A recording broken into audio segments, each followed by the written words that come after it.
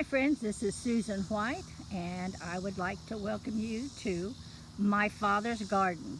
As he would say, I've been waiting for you, Abba. I just wanted to give you a little tour of what happened on our dedication on July the 14th. I want to show you a little bit of the garden and what I've been doing for the last couple of months and why I've not been able to communicate quite as much with you as I wanted. But this was a really big task.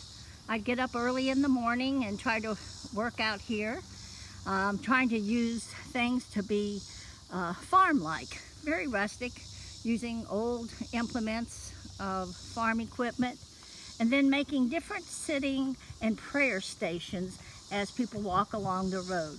Now this is an ongoing project. This is just the basics that I'm doing and hoping that other people will come and get ideas and want to make a very special prayer station. Here I used, these are old goat feeders, and I was looking at them and thinking, hey, I could use them and that could be a nice little area to plant some flowers that sits across from our very first prayer station. As we go down the road, people can walk and they can see a couple of our horses that we have boarded here and our little goat. And when we had our dedication, some people brought some trees and bushes, so I've been busy trying to get them planted. And in this area over here, I actually used this old-fashioned hoe with the wheel on it and dug up the ground to put some wildflowers. I want to, when people walk by, they'll see beautiful wildflowers that'll come, and then one day hopefully have some sunflowers that'll be here. So as you walk on down through here, I wanted to have different little stations for people to stop and rest, and then wasn't sure what to do with this little doghouse that I wanted to do something with, so I planted a few little flowers, as you can see. Then this brings us on up to our main entrance of the memorial garden. And I call it a memorial garden because at some point I'm going to be able to place Tom's ashes and some of our family members here. But this is a very peaceful and always really a cool place to sit underneath the trees. And each place has a rock that has a scripture or a painted scripture on it, or you might see something in the trees that has a word on it.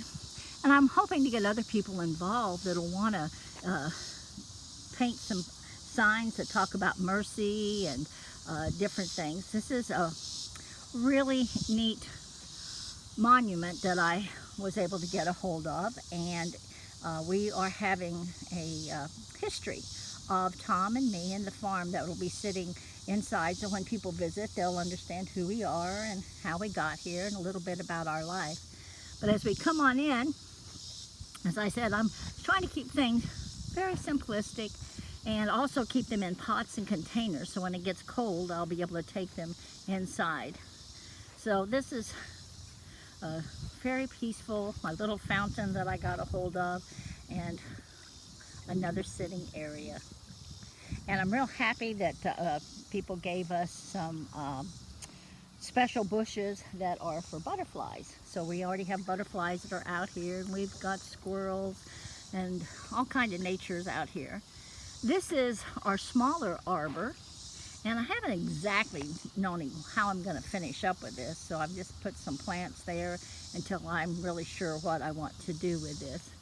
And really nice dog tree is doing really good.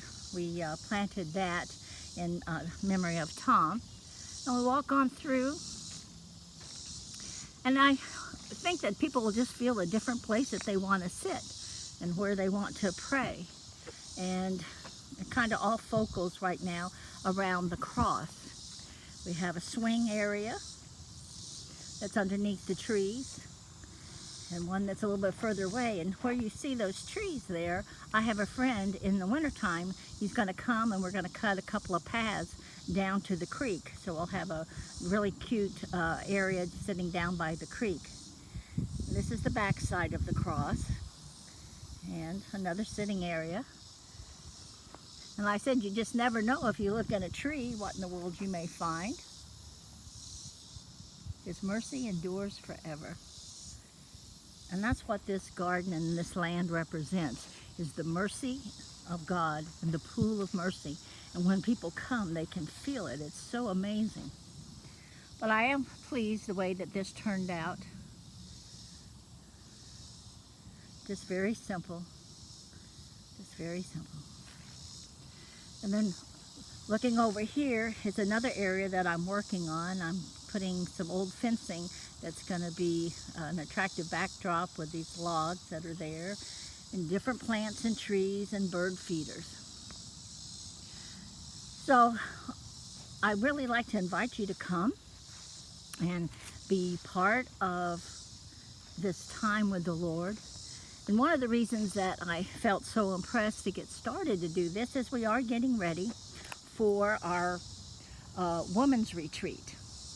As you know, I will be hosting a retreat for women who have lost their spouse called Life After Loss in October.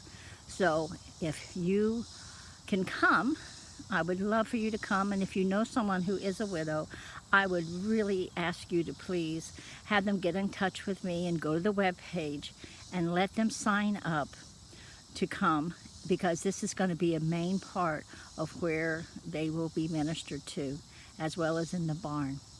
So thank you for watching the tour. And again, I'm looking forward to you being here. Thank you.